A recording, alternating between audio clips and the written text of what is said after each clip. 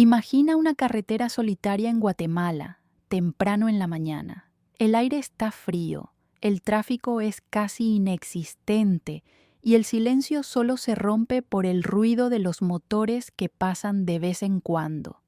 A un costado, entre maleza y basura, algo llama la atención de los bomberos voluntarios que patrullan la zona. Son dos cuerpos, dos mujeres atadas, golpeadas, abandonadas como si sus vidas no valieran nada. Lo primero que cualquiera pensaría es que se trata de otro crimen más en un país golpeado por la violencia. Un asalto, un ataque al azar, una tragedia más que terminará en las estadísticas. Pero no, esta historia es diferente, porque el mayor horror no está en cómo murieron, sino en quién las mandó a matar. Bienvenidos a Donde calla la noche.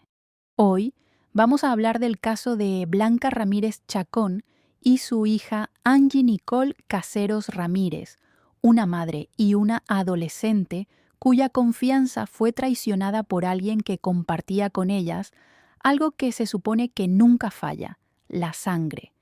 Antes de comenzar, suscríbete al canal y activa la campanita para que YouTube te avise cada vez que subamos un nuevo caso.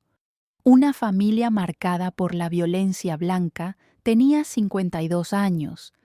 Era ama de casa, discreta, reservada, de esas mujeres que pasan casi desapercibidas para el mundo, pero que son el centro del universo dentro de su hogar. Su hija Angie, de 16, era todo lo contrario, alegre, aplicada, muy querida en su colegio Sagrado Corazón de Jesús, en la zona 16 de Ciudad de Guatemala. Soñaba con graduarse, estudiar, tener un futuro distinto. Las dos vivían en la zona 18, junto a Luis Caseros Mendizábal, esposo de Blanca y padre de Angie. A simple vista, Luis era el típico hombre respetable, bien vestido, de buenos modales, con su propio negocio de transporte. Pero puertas adentro, la realidad era otra. Durante más de 30 años, Blanca sufrió maltrato, golpes, humillaciones, insultos. Él la rebajaba constantemente, le repetía que no servía para nada, que no estaba a su altura. Lo que muchos vecinos sabían, pero pocos se atrevían a enfrentar, era que en esa casa había violencia. Angie creció viendo todo eso. Aunque no era la principal víctima, presenció los abusos contra su madre, y eso, emocionalmente, también deja marcas profundas. Cansada de vivir así, Blanca dio un paso valiente. Buscó ayuda. Empezó a asistir a la Fundación Sobrevivientes, una organización que apoya a mujeres víctimas de violencia en Guatemala. Recibió acompañamiento psicológico, participó en talleres, escuchó a otras mujeres con historias parecidas. Poco a poco, fue recuperando algo que su esposo había intentado destruirle, la autoestima. Con el tiempo, empezó a llevar a Angie. Madre e hija se volvieron aún más unidas. Iban a la iglesia, compartían actividades, trataban de construir un pequeño espacio de paz en medio de un ambiente tóxico. Blanca ya había tomado una decisión. Quería dejar a Luis. No quería pasar el resto de su vida con su agresor, y aunque todavía compartían el mismo techo, la relación estaba rota.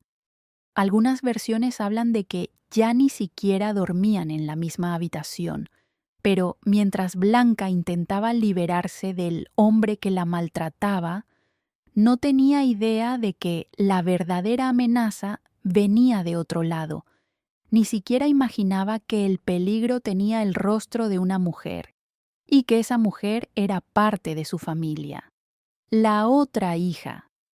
Hasta ahora hemos hablado de Blanca, de Angie y de Luis.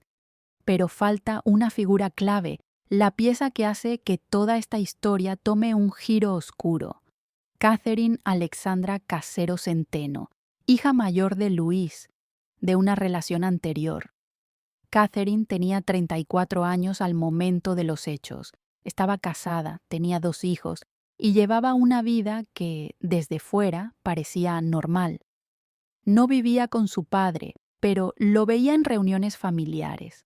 En esos encuentros, Angie jugaba con los hijos de Catherine, los quería como si fueran sus hermanos menores. Pero detrás de esa aparente normalidad había heridas que nunca cerraron. Louise había abandonado a Catherine cuando ella era niña. Con los años retomaron el contacto, pero la relación no era realmente cercana. Y aunque se toleraban, el resentimiento estaba ahí, debajo de la superficie. Ese resentimiento empezó a arder con más fuerza en 2021. Ese año, Catherine terminó su relación de pareja. No tenía dónde vivir, así que acudió a la única persona que, creía, podía ayudarla, su padre. Luis, intentando cumplir con su responsabilidad, le ofreció una casa de su propiedad para que viviera ahí con sus 2 hijos, pero le puso una condición muy clara: solo ella y sus hijos podían mudarse, nadie más. Catherine aceptó. Al principio todo parecía ir bien, pero el 5 de abril de ese año, Luis decidió visitar la casa, y lo que encontró ahí no fue precisamente lo que habían acordado. En la vivienda no solo estaban Catherine y los niños, vivía también un hombre de 37 años llamado Lester, su nueva pareja. Luis se enfureció, le reclamó de inmediato, pero Catherine y Lester no respondieron con palabras, lo golpearon. Después de esa agresión, Luis se distanció. Le pidió que desocupara la casa. Le recordó que ese inmueble estaba destinado a ser la herencia de su hija menor, Angie.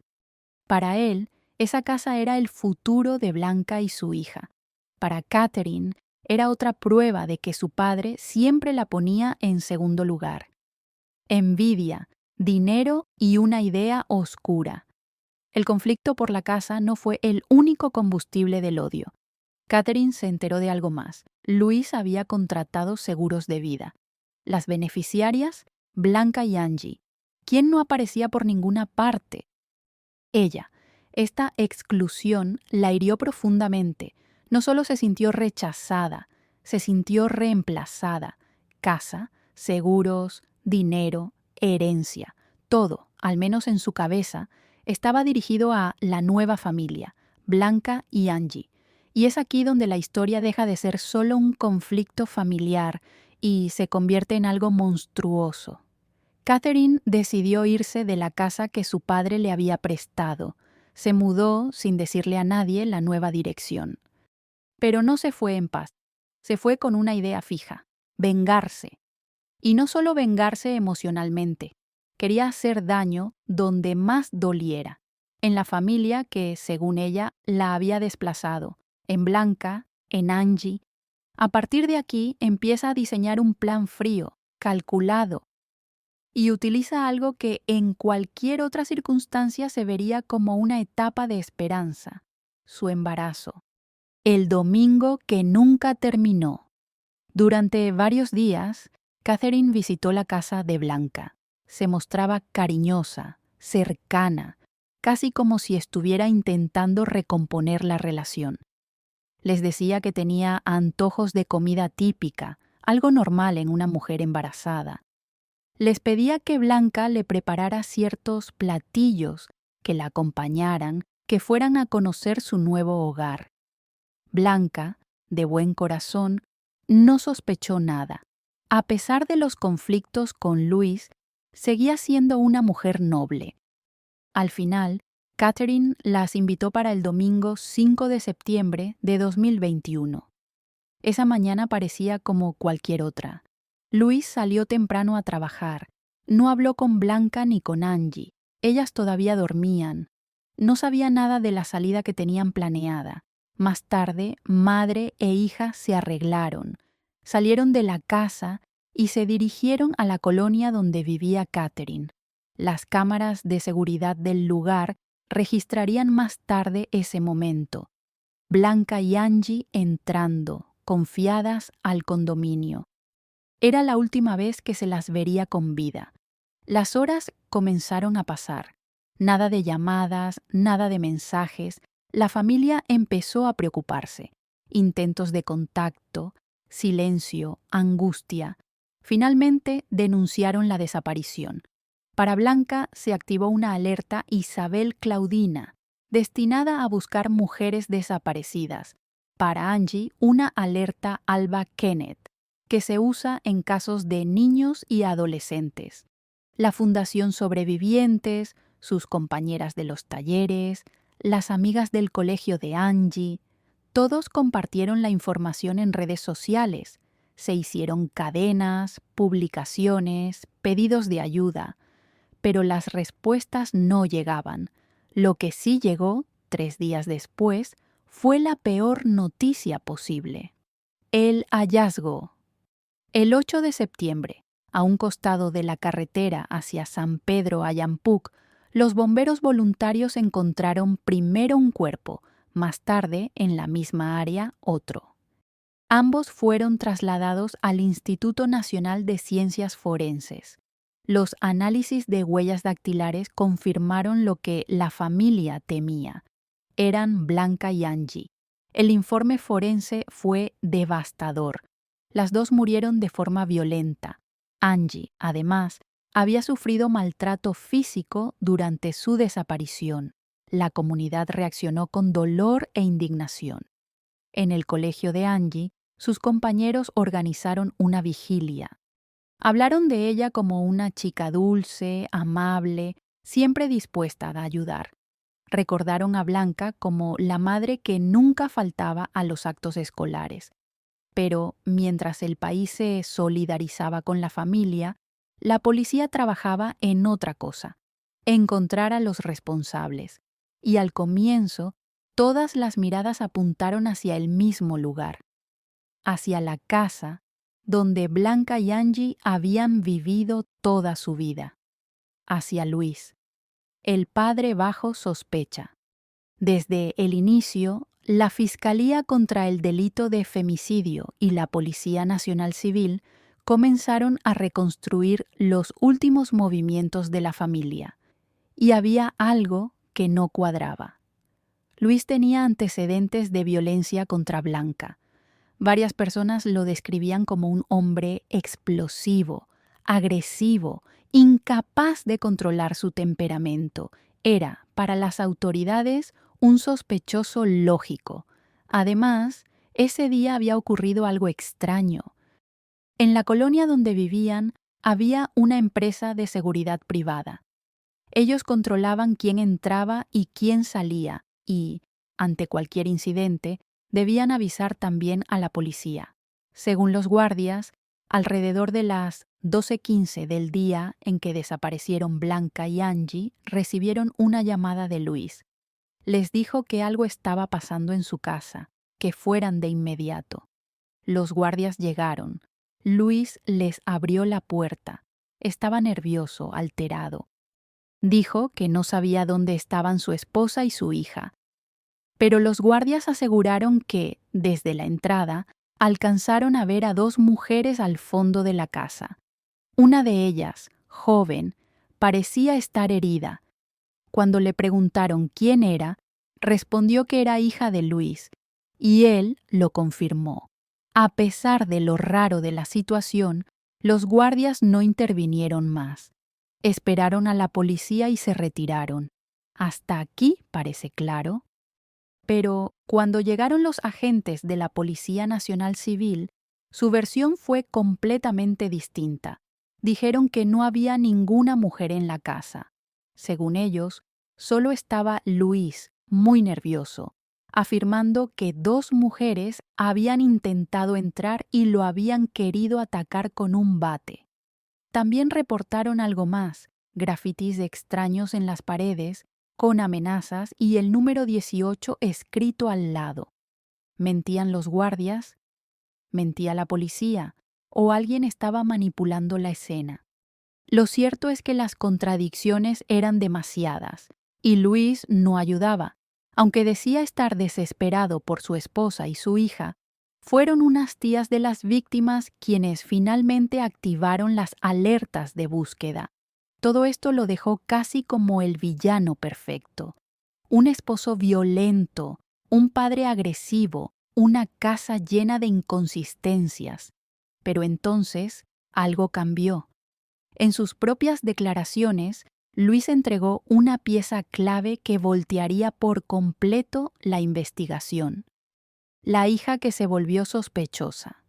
En una de sus versiones ante las autoridades, Luis contó que ese mismo día, dos mujeres habían llegado a su casa, su hija Catherine y una amiga de ella, María Fernanda Caballeros, de 31 años. Dijo que Catherine estaba tan alterada que incluso se orinó encima y que ambas llevaban un bate. Aseguró que lo amenazaron, que le pidieron que saliera para hablar, pero que esa vez no lo golpearon. También les habló de los problemas recientes que había tenido con Catherine, el conflicto por la casa, la decisión de dejar ese inmueble como herencia para Angie, las diferencias económicas. Fue entonces cuando los investigadores, que hasta ese momento veían a Luis como el principal sospechoso, giraron la mirada hacia otra persona, hacia Catherine. Al seguir esta línea, encontraron a un familiar que confirmó algo que ya habíamos mencionado. Catherine le había pedido a Blanca que le preparara comida típica, enchiladas, usando como pretexto sus antojos de embarazo, y que las había invitado a conocer la casa donde vivía. La policía revisó los registros de seguridad del condominio donde vivía Catherine. Blanca y Angie sí ingresaron el día de su desaparición, pero no había registros de que hubieran salido. Las pruebas que hablaron por ellas. Los movimientos en ese condominio no pasaron desapercibidos. El 7 de septiembre, el personal de seguridad notó algo extraño. Una camioneta que entraba y salía varias veces. Alrededor de las 8 de la noche, uno de los agentes vio el vehículo salir con unos bultos sospechosos en la parte trasera. Más tarde, se sabría que el conductor era Eddie Rafael Miso Ordóñez, de 19 años. Las cámaras de seguridad confirmaron la secuencia. Blanca y Angie entrando al condominio con Catherine. La camioneta saliendo después, con esos bultos que hoy sabemos que eran sus cuerpos. La presión social crecía. Organizaciones de mujeres y familiares de las víctimas se manifestaron frente al Ministerio Público exigiendo justicia. La indignación en la calle obligó a las autoridades a acelerar. A comienzos de octubre se llevaron a cabo varios allanamientos que terminaron con la captura de 5 personas: Catherine Alexandra Casero Centeno, María Fernanda Salguero Caballeros, Ligia Imelda Ríos Aguilar, Eddie Rafael Misordóñez y Lester, la pareja de Catherine, detenido por otros delitos. En la casa de Catherine, la escena era escalofriante. Encontraron un arete, un zapato deportivo, una coleta con cabello, vasos con restos de ADN, cinchos plásticos similares a los utilizados para amarrar los cuerpos y sábanas idénticas a las que ella usaba con sus hijos. Los análisis confirmaron que los objetos pertenecían a Blanca y Angie, no solo habían estado ahí. Todo indicaba que ahí mismo las habían asesinado. Del crimen al juicio. Con todas estas pruebas, el 21 de octubre se dictó auto de procesamiento contra los detenidos, a excepción de Lester.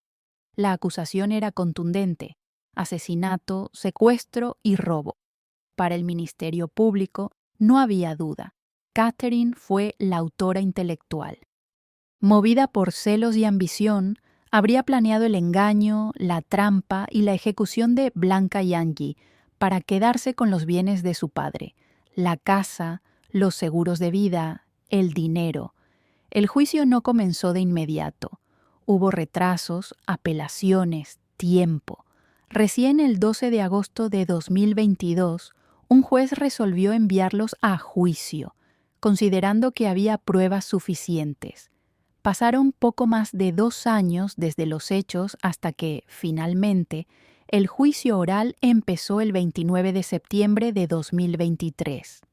En esa sala se volvió a relatar todo: el engaño, las visitas con excusa de antojos, las cámaras del condominio, los objetos con ADN, los cinchos, las sábanas, la camioneta sospechosa. Uno de los momentos más duros fue cuando Luis, el mismo hombre que había sido sospechoso al principio, se paró frente al tribunal. Con la voz quebrada, dijo que nunca imaginó que su propia hija pudiera hacer algo así, que había perdido a su esposa, a su hija menor y, en cierto modo, también a la mayor. El 15 de marzo de 2024, el tribunal finalmente dictó sentencia.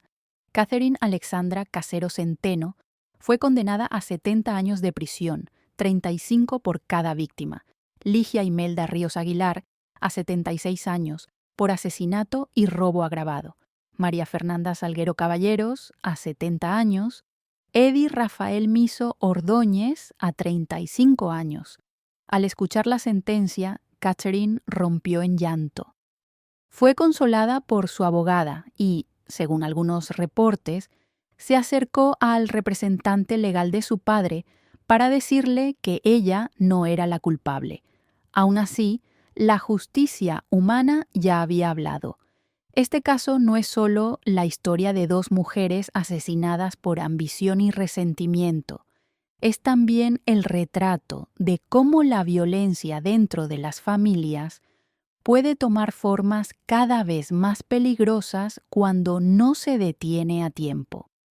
Blanca hizo lo que muchas mujeres no se atreven a hacer: pedir ayuda, intentar salir, proteger a su hija. Pero nunca pensó que el peligro no estaría solo en el hombre que la maltrató durante años, sino en alguien que se presentó ante ella como una hija, como una hermana, como familia. Ahora quiero saber qué piensas tú. ¿Crees que el sistema falló en proteger a Blanca y a Angie, incluso cuando ya estaban intentando salir del círculo de violencia? ¿Te parece justa la condena que recibieron los responsables?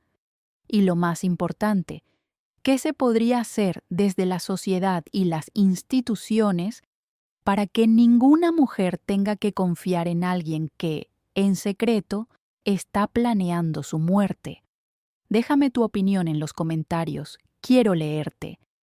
No olvides suscribirte a Donde Calla la Noche, dejar tu like y compartir este video para que más personas conozcan esta historia y reflexionen sobre la violencia que muchas veces se esconde detrás de las paredes del hogar. Nos vemos en el próximo caso.